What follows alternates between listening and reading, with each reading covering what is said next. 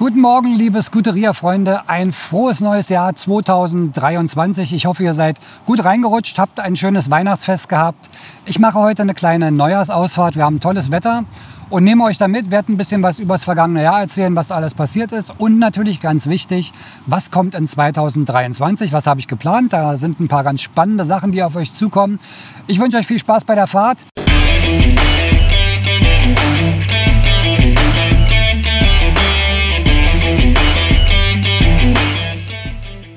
So, auf geht's. Start mal wieder vom Olympiastadion.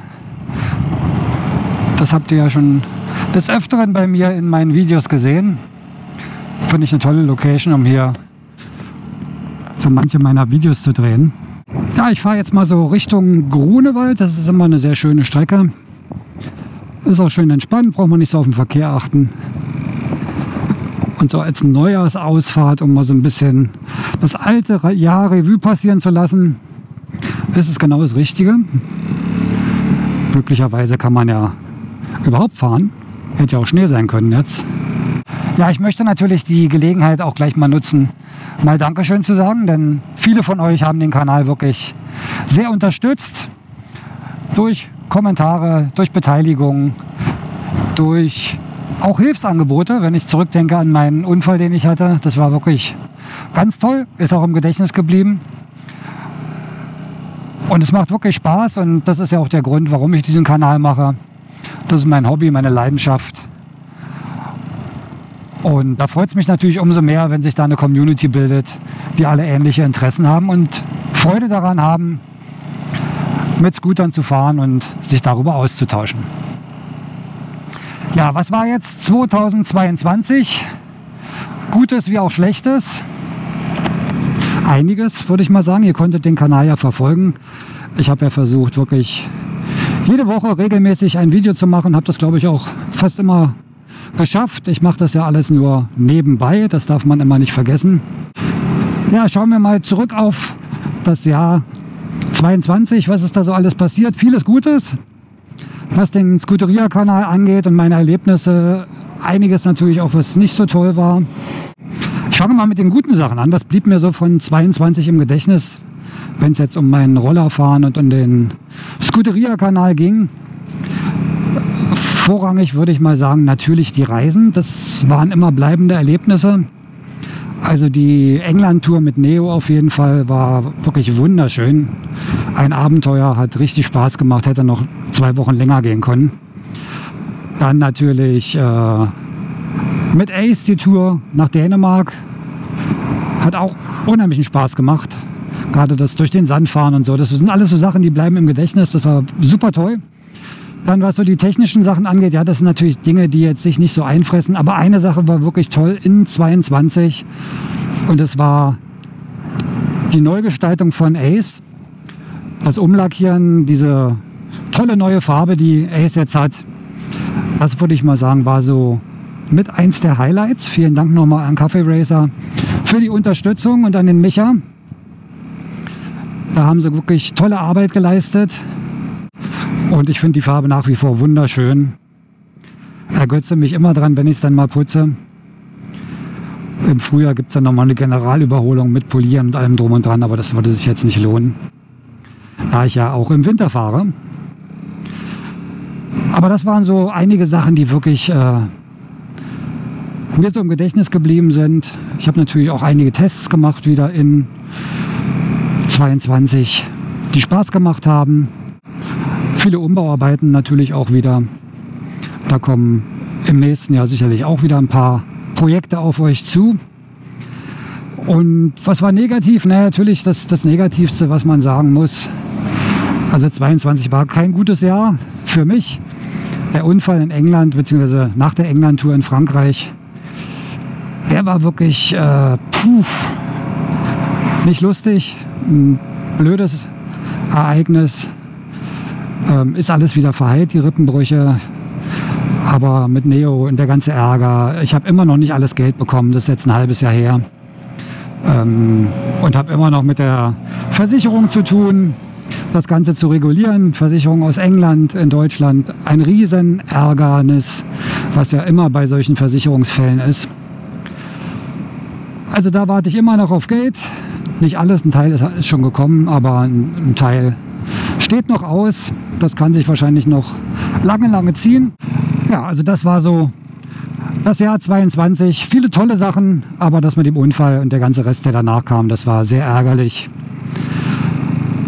Also 22 abhaken auf Richtung 23 und das wird hoffentlich besser. Ich habe ein paar Sachen vor, die ich so geplant habe, auch für den Scuderia-Kanal. Beruflich wird sich ein bisschen was wahrscheinlich bei mir verändern.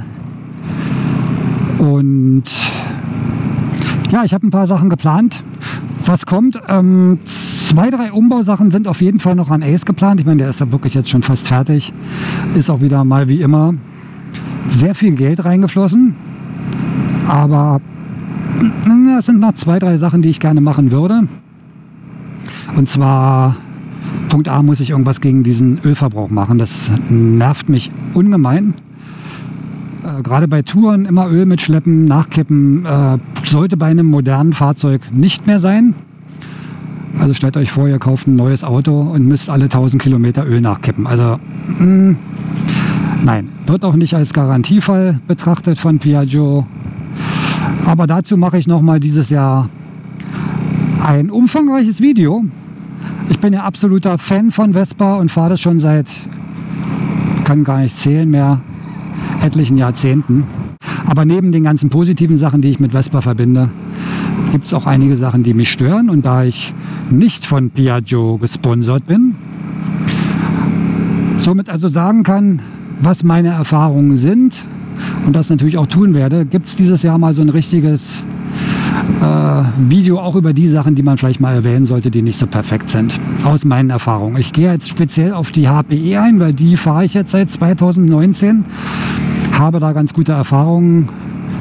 Habe ja schon 3 gehabt, 3 HPE. Die erste 19, das war eine weiße, dann kam die British Classic und das war eine Supertech und danach kam jetzt Ace, also 3 HPEs und da kann ich schon so ein bisschen auf bestimmte Erfahrungen zurückblicken.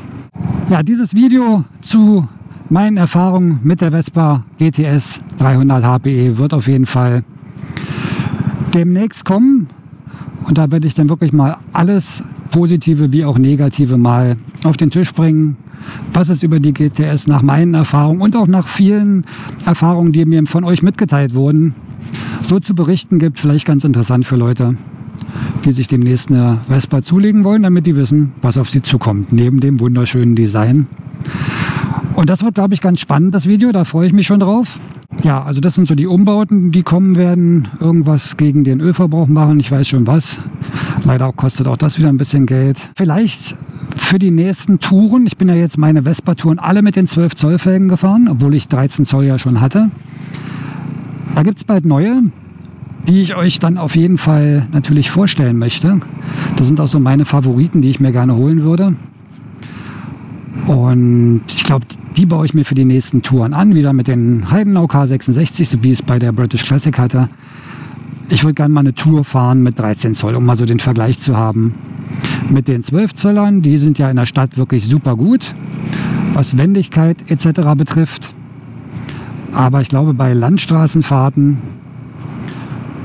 und auch Autobahnfahrten, da sind, glaube ich, 13 Zoll ein bisschen im Vorteil und das werde ich vielleicht auch noch dieses Jahr machen. Technische Sachen, ja, vielleicht gibt es bei Micha wieder spannende Sachen, dass der ein paar Umbauten plant, die wir dann begleiten können. Da werde ich mal demnächst mal mit ihm reden und gucken, was bei ihm so geplant ist dieses Jahr. Dann wird es sicherlich wieder Fahrsicherheitstrainings geben. Ich werde auch einige längere Touren machen. Das hängt jetzt so ein bisschen mit meiner beruflichen Gestaltung zusammen, was dieses Jahr kommt. Denn das ist ja alles doch immer sehr zeitintensiv, wie ihr euch vorstellen könnt. Auch den Kanal zu betreiben, ist nicht ganz ohne. Wenn jede Woche ein Video rauskommt, das ist alles nicht in 5 Minuten gemacht. Das könnt ihr euch vielleicht vorstellen. Also Planung, Drehen, der ganze Schnitt danach. Also man ist da wirklich gut 2 Tage immer am Machen pro Woche, wenn das mal reicht. Und ja, von daher muss man sowas natürlich gut einplanen, wenn man das Ganze nicht hauptberuflich macht. Muss natürlich solche Tourengeschichte immer ein bisschen eingetaktet werden. Aber ich würde sehr gerne einige Sachen machen. Auch mit der Vespa wieder. Also ich habe ein paar Ziele, die ich ganz gerne mit Ace abfahren würde. Vorrangig natürlich Italien, das wäre eine super Sache. Also mal eine schöne Italien-Rundtour, also von hier über die Alpen, Südtirol runter nach Italien, so die schönsten Ecken vielleicht mal mit einer Vespa abfahren. Das wäre eine tolle Sache, die natürlich dann auch wirklich ein bisschen länger gehen würde. Das wäre so eine Sache, die ich plane. Ja, und dann wird es wahrscheinlich noch mehrere Touren geben, die ich nicht mit der Vespa machen werde, sondern mit einem anderen Roller. Ob es Neo sein wird, weiß ich noch nicht. Ich bin da am Überlegen, sogar Neo vielleicht wieder zu verkaufen und mir einen anderen Scooter zu holen. Steht noch nicht fest, ist alles noch in Planung. Aber ich habe da so ein paar Ideen. Und ja, auch da wird es nochmal spannend, ob Neo bleibt oder ob er geht. Könnte sein, dass er leider gehen muss und vielleicht ein anderer Scooter kommt, der dann für die langen Touren genutzt wird, die ich auch noch nächstes Jahr plane. Ja, was habe ich noch geplant in 23? Natürlich wieder Tests von neuen Scootern. Das ist ja immer eine Sache, die ich sehr gerne mache. Da gibt es jetzt leider nicht so viel Neues. Natürlich werde ich die neue Vespa GTS mal testen, wenn sie dann verfügbar ist als Vorführer. Ich erwarte mir da jetzt nicht so viel. Klar, die Vorderradaufhängung ist verbessert worden, neue Stoßdämpfer. Ich glaube persönlich nicht, dass da ein großer Unterschied zu meinem BGM-Fahrwerk sein wird. Aber ich teste das natürlich für euch. Dann ist ja der Drehzahlbegrenzer weg. Vielleicht bringt es noch 2-3 Kilometerchen mehr in der Höchstgeschwindigkeit. Wäre mir jetzt auch nicht so wichtig. Aber ich glaube, so große Änderungen, ja, die Sitzbank ist ein bisschen geändert worden, wird es jetzt wahrscheinlich vom Fahrverhalten nicht geben. Aber ich werde es auf jeden Fall natürlich testen. Bin selber neugierig, was diese neue verstärkte Vorderradaufhängung da bewirkt. Ob das ein verbessertes Fahrverhalten nach sich zieht. Und da werde ich natürlich drüber berichten. Neue Fahrzeuge, ja, ich war jetzt in Köln bei der Messe, bei der EICMA leider nicht.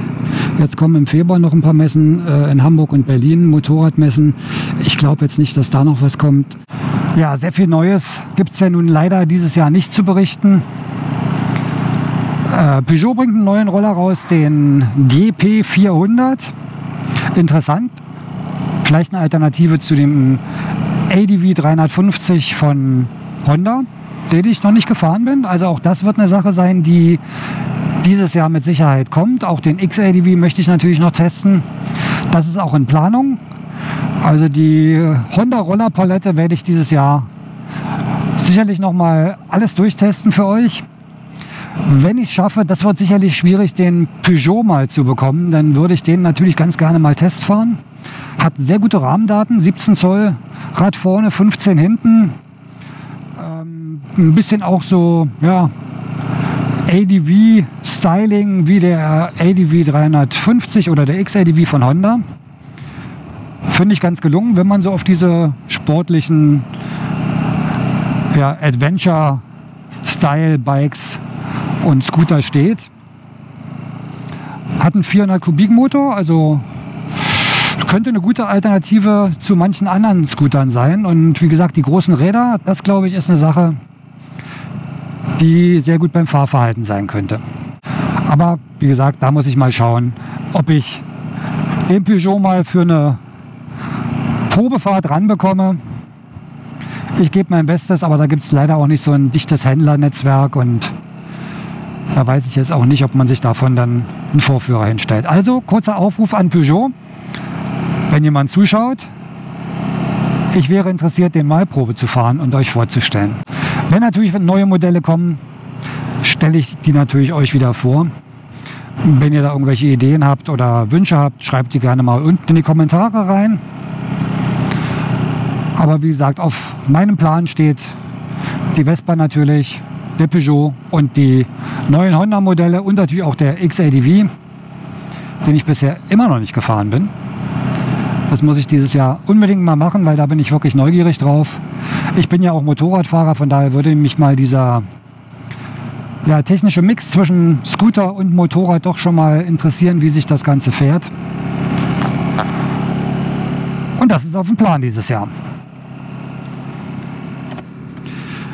Ja, was habe ich noch als Ideen? Ich würde ganz gerne mal ein Treffen machen dieses Jahr. Da weiß ich noch nicht genau wo. Da werde ich noch mal eine Umfrage bei euch machen, woher die meisten kommen, und werde dann mal so ein Meeting machen, wo man sich irgendwo trifft und mal eine tolle Strecke zusammen fährt. Das habe ich bisher noch nicht gemacht. Wäre vielleicht mal eine Sache für dieses Jahr. Ich weiß nicht, ob das für euch interessant ist. Lasst es mich wissen in den Kommentaren. Aber ich glaube, das wäre eine Sache, die ich ganz gerne mal machen würde. Also irgendwo treffen und mal eine tolle Rundfahrt zusammen machen. Damit ich auch manche von euch vielleicht mal persönlich kennenlerne. Ein paar habe ich ja bei den Vespa Alp Days im letzten Jahr schon kennengelernt. Aber da gibt es ja noch einige mehr. Und vielleicht wäre das eine Sache, die auch für euch mal interessant ist. Ja, ansonsten, wenn ihr vielleicht noch irgendwelche Anregungen habt, was ihr dieses Jahr gerne sehen möchtet, sofern das realisierbar ist, versuche ich das natürlich zu machen.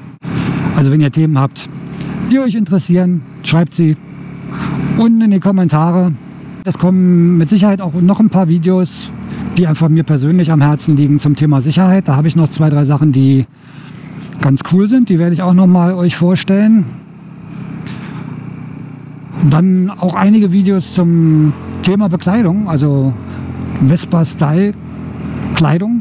Ich habe ja bisher nur so Sicherheitskleidung vorgestellt, die jetzt nicht sehr Vespa-spezifisch ist, sondern ja, theoretisch ganz normale Motorradkleidung ist. Aber es gibt auch ein paar sehr coole Sachen, die vom Stil sehr gut zur Vespa passen. Da werde ich euch mit Sicherheit dieses Jahr einiges vorstellen. Ja, super. Jetzt fängt es so ein bisschen an zu regnen, bin doch nicht verschont geblieben. Ja, das sind so die Neuerungen, die jetzt in diesem Jahr kommen werden. Ein paar interessante Themen dabei. Vielleicht wieder ein neuer Scooter, wer weiß. Viele Tests, einige Umbauten an der Vespa natürlich. Und ich hoffe, ihr bleibt wieder mit dabei und unterstützt den Kanal auch weiterhin mit euren Daumen nach oben, mit Kommentaren, die ihr schreibt, denn das hilft dem Scooteria-Kanal natürlich weiter zu wachsen. Und wenn ihr fahrt, fahrt natürlich vorsichtig. Ich wünsche euch auf jeden Fall für dieses Jahr eine unfallfreie Fahrt und dass ihr ein schönes Jahr 2023 habt. Wir sehen uns dann demnächst wieder beim nächsten Video. Macht's gut, bis dann und ciao.